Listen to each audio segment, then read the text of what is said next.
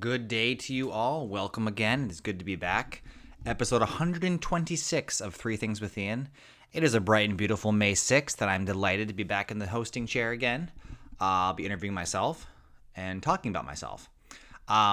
Let's get started. On today's episode, we will talk a little bit of basketball, something the WNBA is doing that I think is really cool.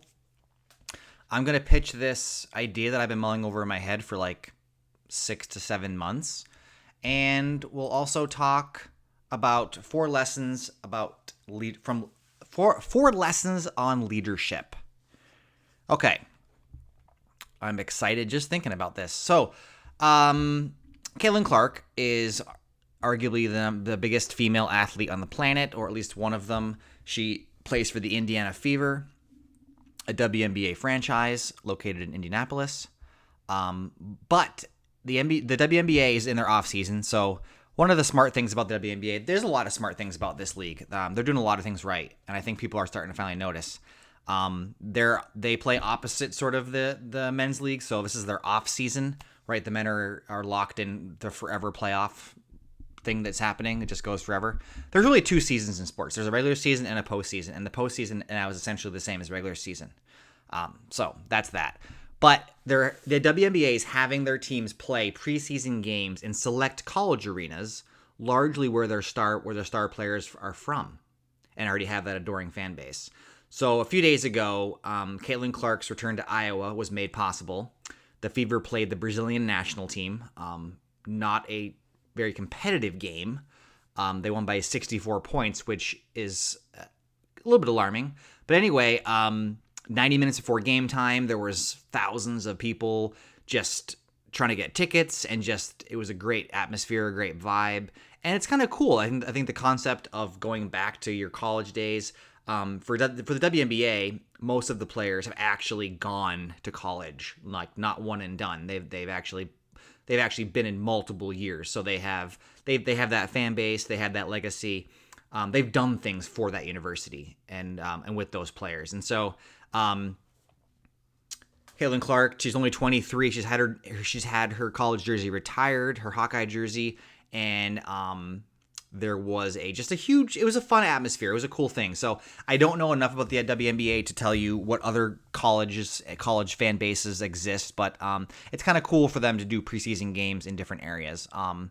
The only other, interestingly enough, preseason thing that I want to be part of at some point is the soccer, the Premier League and the La Liga, and everybody has August off essentially. It's pretty much the only month of the year where they don't play competitive soccer, and a lot of them are coming over to the States, to Atlanta, Philadelphia, New Jersey, Boston, Chicago, and they're doing like preseason games as well for that different fan base. So anyway, WNBA, good on you. I think it's cool that they go back to colleges and just play in different arenas and just getting more people interested in the game, I think is going to pay dividends down the road. Because I cannot imagine that the average age of these new fans of the sport are probably pretty young, and so they have multiple decades of financial giving they can provide and just being interested in the league. So let's talk about leadership. Greg Popovich, I mentioned him a little bit. Doing a little more digging about him because, like I said, I have a very positive feelings towards him, so I kind of wanted to justify those by doing a little bit more research to make sure I wasn't just spouting off nonsense. But I read a really interesting article, and I plucked my four favorite lessons about leadership that he did, and kind of give you a little synopsis of what he did. So the first one is notice and reward the little things. So the example was, there was a journeyman. He had played 5 games for the Spurs. He would play a game and not play for the next 20 games, right? And then he played a little bit, and they won the game. And after Popovich said they won that night because of that player's contribution. And so that player said, he gave me that recognition.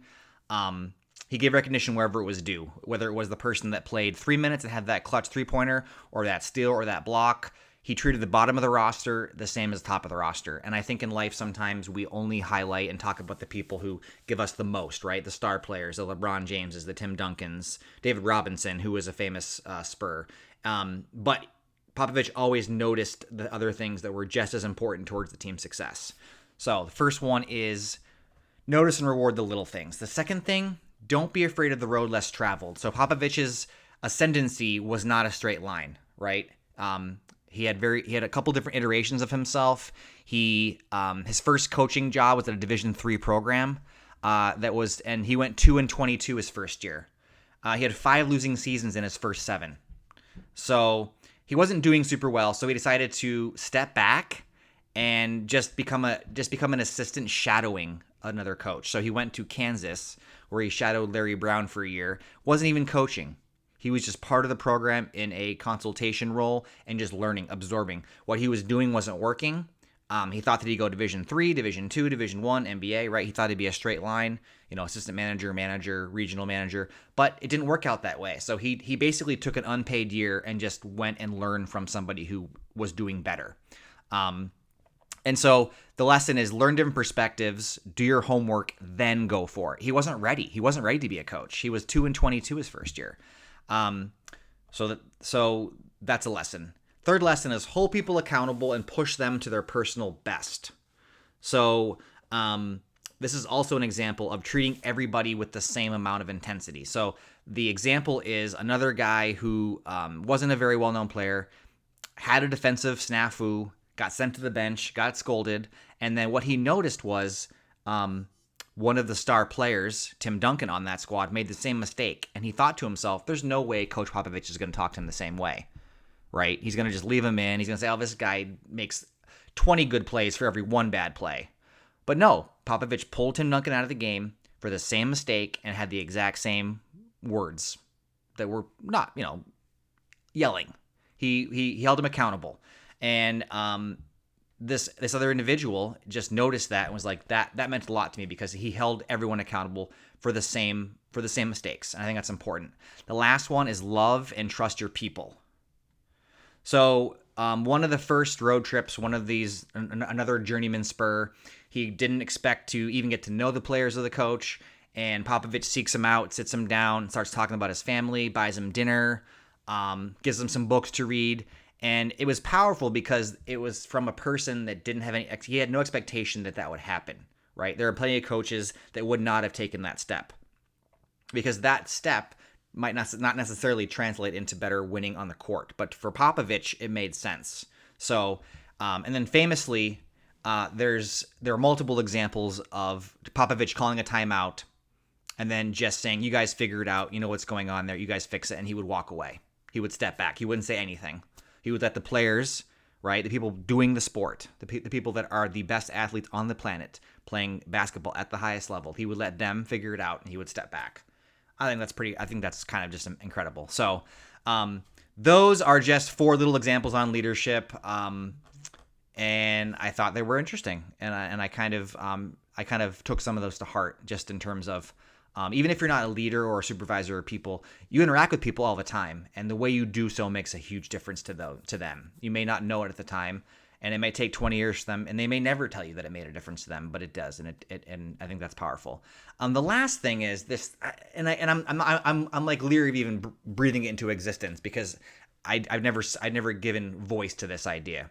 So I like documentaries. I like process. I like different iterations. I like the iterative process itself of just changing, rebuilding, like clay. You make a pot, you don't love it, you smush it down, but maybe you like how you did the rim last time, so you start with that, and then you change things on the back end. So I have this documentary, and I don't know the tone of this documentary, but basically the premise is somebody about my age, mid to late 30s, with not much musical experience. There's a documentary of a journey of this person becoming a performer. Not a rock star per se, but I would like to go through the process of vocal lessons and about stage presence and about how to move and engage the audience. And then, it kind of comes from when I watched the Taylor Swift stuff, how she would, do her entire 3-hour set on a treadmill and she would work and just fine-tune and hone things in and try different things and create this incredible immersive environment that took years of planning and practice and dedication.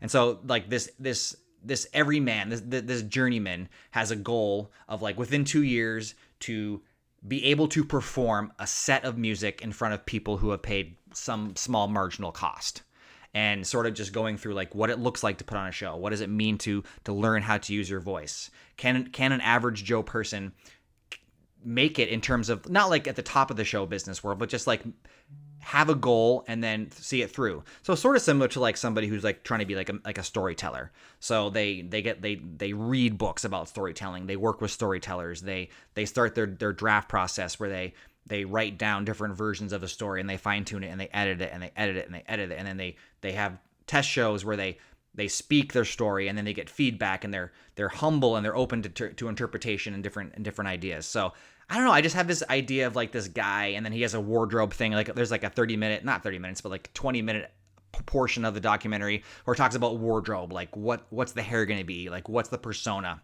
And I don't know. It's just from the inklings of like I want to put on a stage show through that process, that multi-year steps to get there, to go to his local high school auditorium and probably do covers. I don't think that I would have this individual, like in my mind they're not like writing many original songs, but there'd be a section where they do learn, they go to a person or a school of music where they learn how music is created, like chords and rhythms, and just so that's part of it too. But generally speaking, they would do mostly covers and just what it looks like to transform yourself and the way you think about the world and put on a concert.